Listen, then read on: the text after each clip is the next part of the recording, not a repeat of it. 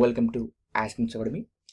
ఈరోజు నుంచి మనం ఒక కొత్త సిరీస్ని స్టార్ట్ చేస్తున్నాం. ఆ సిరీస్ ఏంటంటే డైలీ ఒక జనరల్ ఎస్సే చెప్పడం జరుగుతుంది, అది రీసెంట్ ఇష్యూస్ పైన. సో అందులో భాగంగా ఈరోజు డిమానిటైజేషన్ గురించి చెప్పబోతున్నాం. నగదు మూల్యహీనీకరణ పైన ఒక వ్యాసం చెప్పబోతున్నాం. Let's begin. మొత్తం ఇండియాలో 3 టైమ్స్ని బిగ్ నోట్స్ని బ్యాన్ చేయడం జరిగింది.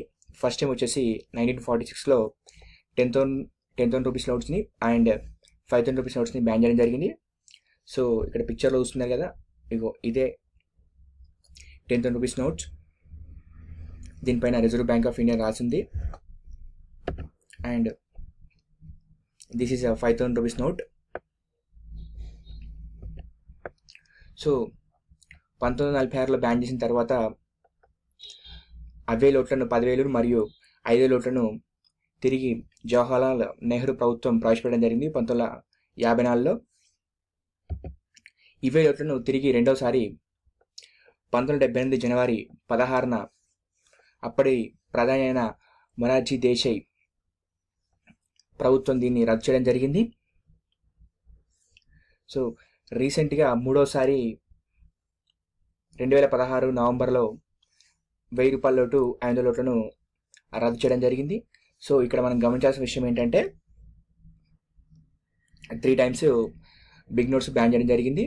First time 1946, second time 1978 and third time 2016. So మనకు ప్రధాన ఇంపార్టెంట్ 78లో మొరార్జీ దేశాయ్, రీసెంట్గా నరేంద్ర మోడీ.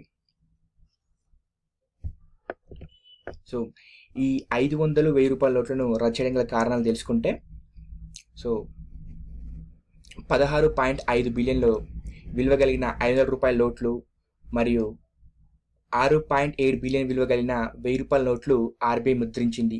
ఇది ఎప్పుడంటే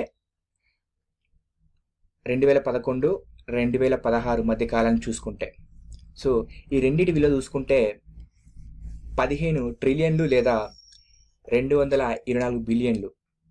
సో ఇదే కాలంలో 500 నోట్ల విలువ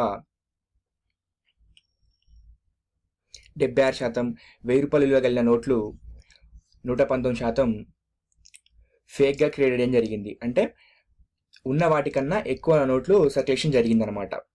సో అవి బ్లాక్ మనీగా మనం గుర్తుంచుకోవచ్చు.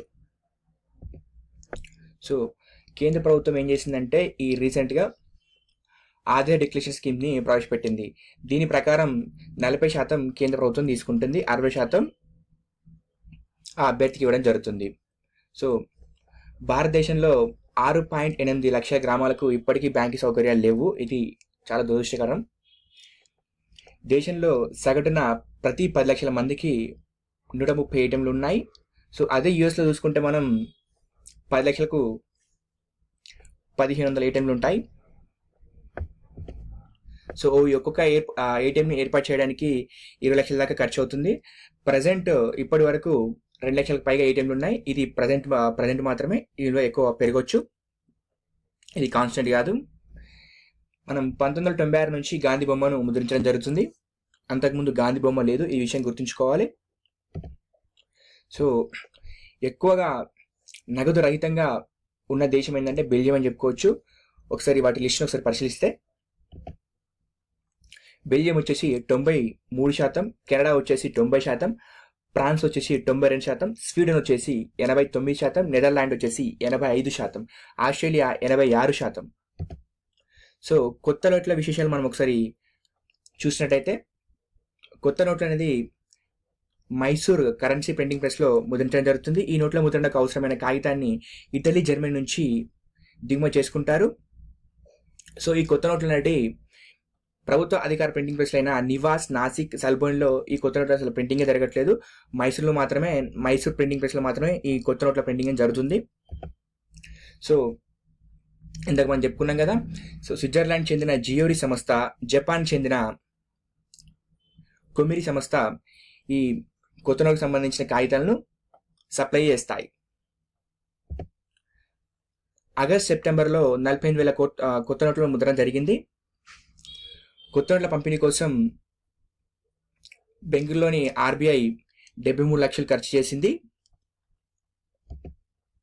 సో కొత్త నోట్ల యొక్క సైజ్ మనం పరిశీలించినట్టయితే ఇది 2000 కొత్త నోట్లు, ఇది మనందరికీ తెలుసు. దీని యొక్క సైజ్ ఒకసారి పరిశీలించినట్టయితే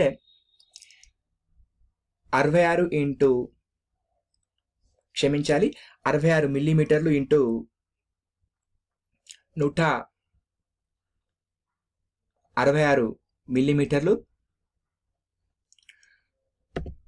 ఇదే మనం 500 నోట్లను యొక్క సైజును పరిశీలించినట్టయితే 63 మిల్లీమీటర్లు ఇంటూ 150 మిల్లీమీటర్లు. So thanks for watching. Please subscribe my channel. మీరు ఇలాంటి ఎన్నో జనరల్ ఎస్సేస్ చూడాలంటే నా ఛానల్ సబ్స్క్రైబ్ చేసుకుంటేనే నాకు సపోర్ట్గా ఉంటుంది. నేను కొత్త జనరల్ ఎస్సేస్ నేను చేస్తాను. Thanks for watching. Please subscribe my channel.